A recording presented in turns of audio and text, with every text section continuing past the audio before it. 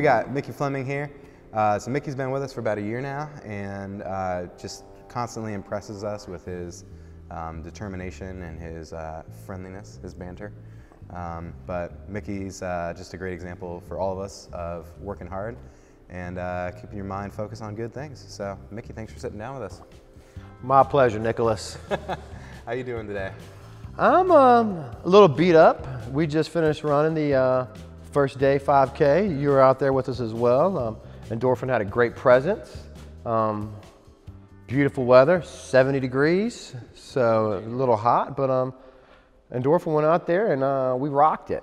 So I'm feeling good. Yeah, absolutely. So yeah, I just right off the bat, I just kind of want to ask you about what sort of endurance sports has kind of meant to you over the time that you've been doing it. Kind of talk about your path through the sport a little bit. And well, like I said, I started out, running smaller races. This is all a new journey for me, and endurance sports is triathlon. Indeed, is just the next level of taking it to the next level. I did the halves, I did the fulls, I've done an ultra, but I wanted to see, hey, what's the next step? And that's triathlon. What did you see in triathlon as, like, what kind of made it the next step for you? I did weight training and I did the running, and I put those two together, and I did Spartan races and the Tough Mudders and the obstacle course races. And we got good at pull-ups and carrying logs and climbing mountains and running through the mud and barbed wire and It sounds pretty hard. and electricity. Yeah. But I wanted to be one of the, I would always see those guys with those tattoos on the back of their calves. What is that?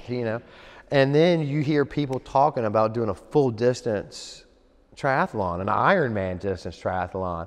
And they say, it's 2.4 miles in the ocean, 112 miles on a bike. And then you go do your little sissy marathon. So I'm like, huh. And when you think about it in the beginning as a new athlete or a new triathlon guy, man, that is overwhelming. It almost seems impossible. And but if you break it down into the three aspects of it, let me get through the swim, let me get through the bike, then let me get through the run. It's not so tormenting. I wanted to be that guy. I still want to be that guy. That's my drive. That's my determination. You know what? I want one of those stupid Ironman tattoos on the back of my leg. So what are some of the things in your life that kind of push you to persevere through that training? I've made some bad decisions in my life. You learn from everything. Like everybody knows my story. If not, I'll tell them too. Recovering alcoholic. Got 4 years clean and sober now. So, I went down some dark paths, some really bad times. And I'm a fighter, Nick. I wasn't ready to give up on life, and I'm not ready to give up on triathlon. I'm not ready to give up on things. And so triathlon and endurance sports gives me something to get out of bed for, and it gives me something to strive for. It gives me something to work to. Makes me want to better myself in all aspects of life.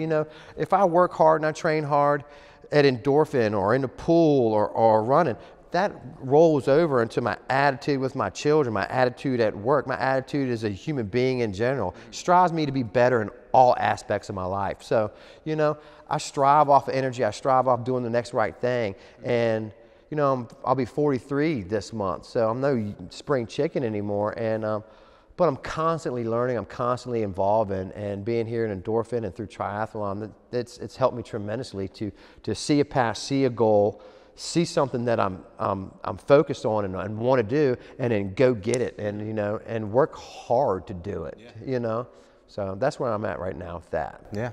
What were some of your first races like? What's kind of the experience starting out in racing or in triathlon or running or any sort of what was kind of your first steps along that path? My first steps along the path, a good friend of mine in early recovery was a marathon runner and an avid trail runner. So we used to go down to Buttermilk Trail and North Bank Slope down there on the James River, and there's a 7-mile loop. And I would carry a bottle of Gatorade like a football. And I did that for probably 6 or 7 months when I first started running. And I was so excited when I ran, and I got through that the first time, and I ran the whole thing. We also started running at a little park in the West End, and it's a mile loop. And I could walk a quarter of it, and then I got to where I could run halfway around the lake. And then I remember the first time I ran my first mile, I was so proud of myself, and I wanted more. I was like, you know what, I like this. You know, this feels good. I'm doing good things. And 1 mile turned into 2, 2 turned into 3, and then you know, next thing I was doing the Richmond Half Marathon in November, and I sucked at it. But hey, you know what? I walked it. I was 225 pounds of a